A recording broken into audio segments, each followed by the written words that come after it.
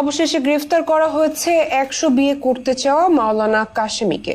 কেবল 100 বিয়েই নয়, একই সাথে কয়েক শত সন্তান উৎপাদন করতে চাওয়ার ইচ্ছেও আছে এই ব্যক্তির। তবে বর্তমানে এসবের জন্য নয়, বরং নারী নির্যাতনের মামলায় তাকে আটক করেছে আইন শৃঙ্খলা রক্ষাকারী বাহিনী। গত 22 নভেম্বর শুক্রবার বাদী হয়ে কেরানীগঞ্জ থানায় নারী ও শিশু নির্যাতন দমন আইনে মামলাটি দায়ের করেন মামুনুর রশিদ কাশেমীর স্ত্রী তামান্না খাতুনের পক্ষে তার মামি আন্না পারভিন।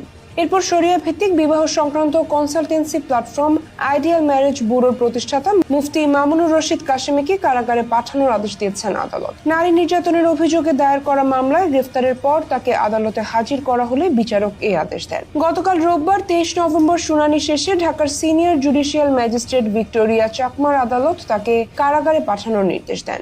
ঢাকা জেলা পুলিশের প্রসিকিউশন বিভাগের পরিদর্শক কামাল উদ্দিন বিষয়টি নিশ্চিত করেছেন। পুলিশের দাবি, নারী ও শিশু নির্যাতন দমন আইনে স্ত্রীর করা এক মামলায় মামুনুর রশিদকে পরোয়ানা মূলে গ্রেফতার করে পুলিশ। রোববার সন্ধ্যায় তাকে আদালতে হাজির করে শুনানি অনুষ্ঠিত হয়। শুনানি শেষে আদালত তাকে কারাগারে পাঠানোর আদেশ দেন। এর আগে রোববার বিকাল 3টার দিকে ঢাকার কেরানীগঞ্জ আটিবাজার এলাকায় অবস্থিত নিজ বাসা থেকে তাকে গ্রেফতার করে পুলিশ।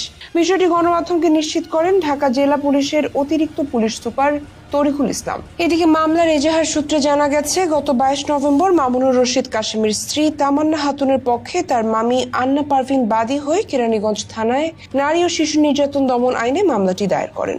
উল্লেখ্য, এর আগেও মামুনুর রশিদ কাশেমীর বিরুদ্ধে নানা অভিযোগ উঠেছিল। গত 16 অক্টোবর বিকেলে তামান্না খাতুন নামের একটি ফেসবুক আইডি থেকে এক নারী নিজেকে কাশ্মীর তৃতীয় স্ত্রী দাবি করে তার বিরুদ্ধে গুরুতর অভিযোগ আনেন। সব মিলিয়ে যে মানুষটি 100 বিয়ে আর কয়েক শত সন্তান উৎপাদনের জন্য অনলাইনে জোরদার প্রচারণা চালিয়ে বিভ্রান্ত করেছেন মানুষকে, সে মানুষকে গ্রেফতার করা হয়েছে নারী নির্যাতনের মামলায়।